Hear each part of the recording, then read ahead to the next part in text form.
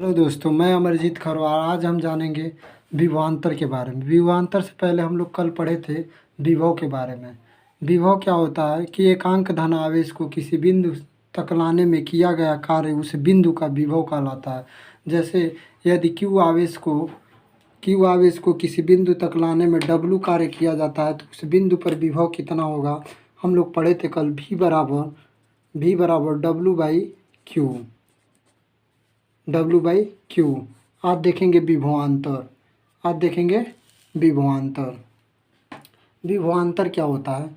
किन्हीं दो बिंदुओं के विभव में अंतर को ही विभवांतर कहते हैं। जैसे दो बिंदु है V1 और V2, इनके विभव में जो अंतर होगा उसी को ही हम क्या कहते हैं? विभवांतर कहते हैं।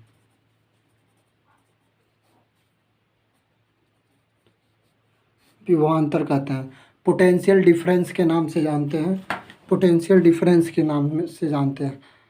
इसके आगे आप पढ़ेंगे ओम का नियम।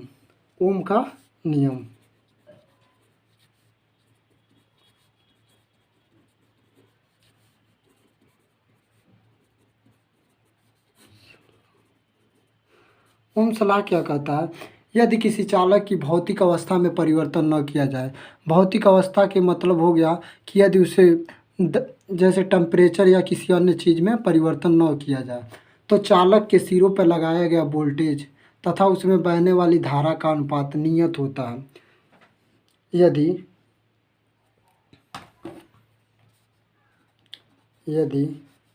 किसी चालक की भौतिक अवस्था में परिवर्तन न किया जाए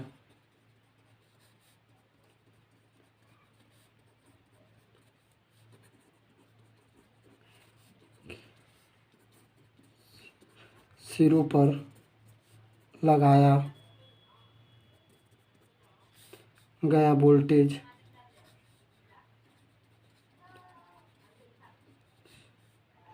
तथा उसमें बहने वाली धारा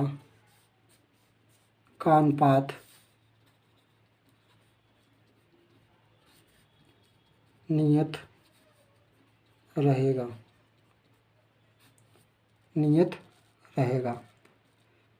यदि चालक के सिरों पर W वोल्टेज लगाया गया, उसमें बहने वाली धारा I है तो बराबर हो जाएगा कांस्टेंट। इसी कांस्टेंट को हम R कहते हैं। जिसे हम रेजिस्टेंस कहते हैं।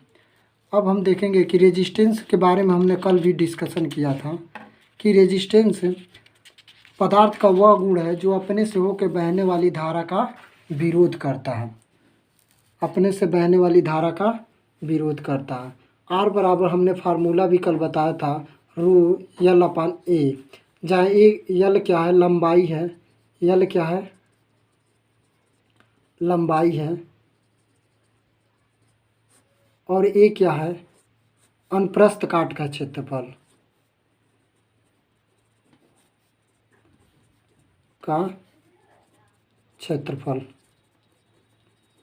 अनुप्रस्थ शब्द का उपयोग वहाँ होता है जहाँ लंबवत जैसे किसी को काट दिया। जैसे ये तार है, अगर बीच से ही काट दिया जाए तो इस तरह इसका काटा हुआ भाग दिखेगा। इसी को ही अनुप्रस्थ काट का क्षेत्रफल कहते हैं। और लंबाई तो आप जानते ही हैं, L हो गया ये, ठीक। और प्रत्येक पदार्थ के लिए अलग अलग मान होता है। इसे स्पेसिफिक रेजिस्टेंस इंग्लिश में रेजिस्टिविटी के नाम से जानते हैं, ठीक। अलग अलग पदार्थ के लिए अलग अलग रेजिस्टिविटी का मान होता है, ठीक। यहाँ से देखेंगे कि रो का स्पेसिफिक रेजिस्टेंस का मात्रक क्या होता है। मात्रक बहुत ज़्यादा पूछा जाता है, तो हम लोग देखेंगे रो बराबर हो जाएगा RA/L। R का मात्रक क्या होता है? ओम होता है। और क्षेत्रफल का मात्रक मीटर स्क्वायर होता है।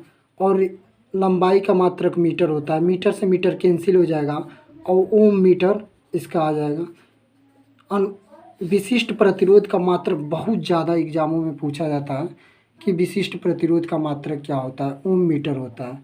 अब देखेंगे कि अलग अलग जैसे पदार्थ हैं, जैसे सबसे ज़्यादा चाल पदार्थ है जैसे सिल्वर, इसका देखेंगे कि स्पेसिफिक रेजिस्टेंस क्या होता है। स्पेसिफिक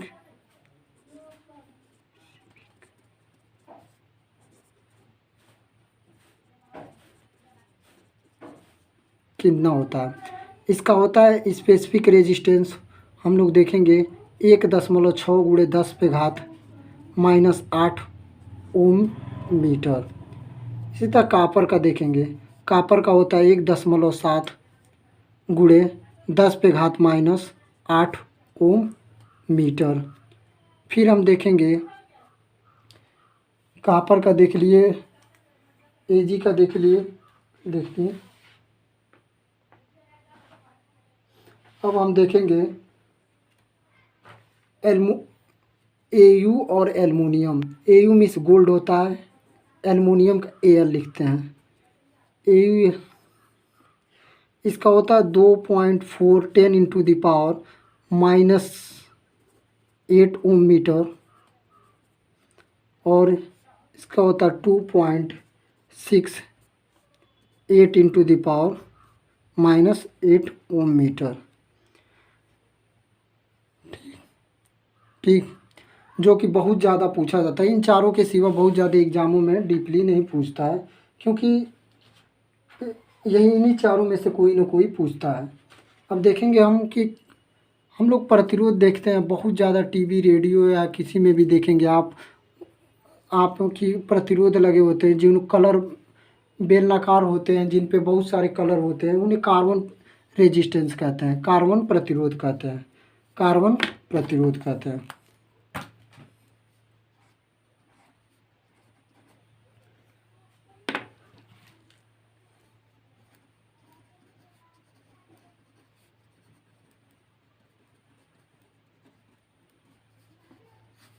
कार्बन रेजिस्टेंस कहते हैं।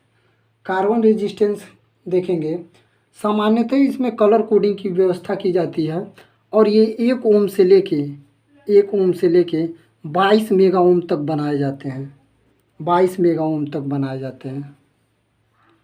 कैपिटल एम है, मेगा से ओम तक बनाए जाते हैं। इनकी पावर रेटिंग देखी जाए, पावर रेटिंग बहुत कम होती है। पावर रेटिंग 1/8 वाट से लेके 2 वाट के मध्य में इनकी पावर रेटिंग होती है। इनमें टॉलरेंस होता है, पूछता है क्वेश्चन में कि इसमें टॉलरेंस पाया जाता है या नहीं। इनमें टॉलरेंस पाया जाता है।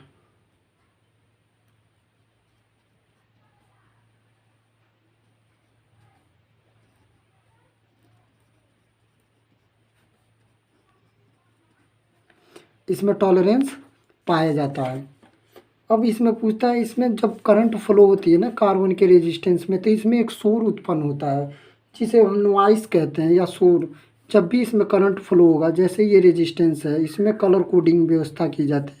जब भी इसमें करंट फ्लो होता है तो इसमें एक शोर उत्पन्न होता है।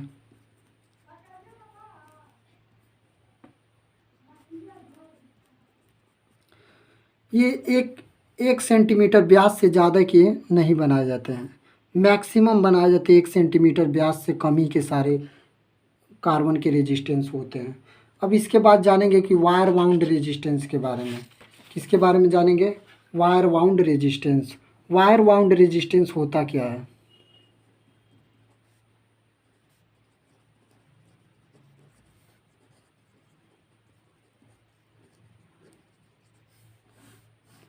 Wire bound resistance, wire bound resistance होते हैं पोर्सिलीन या सिरेमिक के खोखलाकार कोर होते हैं। पोर्सिलीन या कह सकते हैं सिरेमिक के खोखलाकार बेलनाकार होते हैं, जिन पे नाइक्रोम, मैग्नीन या कांस्टेंटन का तार लपेटा जाता है और लपेट के बनाया जाता है।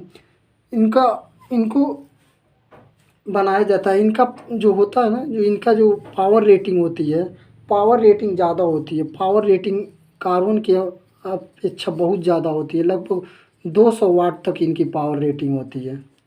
ये बनाए जाते हैं 1 ओम से लेके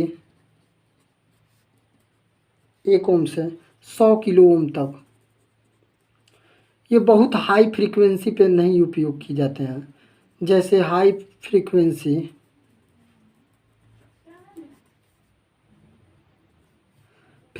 जैसे 25 किलो हर्ट्ज से ज़्यादा फ्रीक्वेंसी पे नहीं उपयोग किए, क्योंकि ये तार पास पास लपेटे रहते हैं जिनसे ये शॉर्ट सर्किट की तरह व्यवहार करने लगते हैं।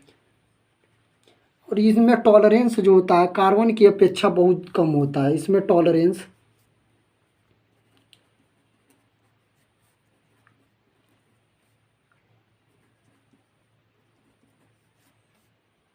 कार्बन की अपेक्षा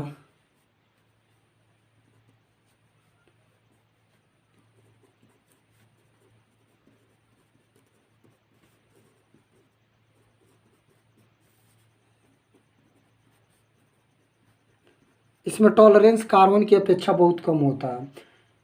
इसमें शोर भी जो नॉइस होता है जो कार्बन की अपेक्षा बहुत कम होता है, इसे रियोस्टेट के रूप में उपयोग करते हैं। आप हम जानते होंगे रियोस्टेट आपने नाम सुना होगा।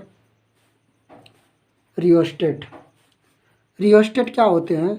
रियोस्टेट का प्रतीक होता है ऐसे कार्बन का प्रतीक रेजिस्टेंस का सिंबल हो गया, इसमें एक तीर ऐसे क्रॉस कर देते हैं। रियोस्टेट होता है जिसे इच्छा अनुसार हम अपने रेजिस्टेंस को बढ़ा या घटा सकते हैं। ठीक, इसका उपयोग जनरेटर में भी बहुत ज़्यादा देखेंगे आप। जनरेटर में बगल में दिया रहता है, आप घरेलू जनरेटर में ही देख लेंगे कि दिया रहता है रियोस्टेट। आप वोल्टेज को बढ़ाने और घटा के किया जा सकता है। ठीक, वहाँ भी देखने को मिलेगा। जहाँ मोटर पैनल लगे रहते हैं वहाँ भी रियोस्टेट देखने को मिलेगा। ये रियोस्टेट का काम होता है कि जैसे इच्छा अनुसार इसके मान को घटा सकते हैं और बढ़ा सकते हैं, जिससे रेजिस्टेंस का मान बदल जाएगा और बहने वाली सर्किट में करंट का मान भी बदल जाएगा। धन्यवाद दोस्तों, अब पढ़ेंगे।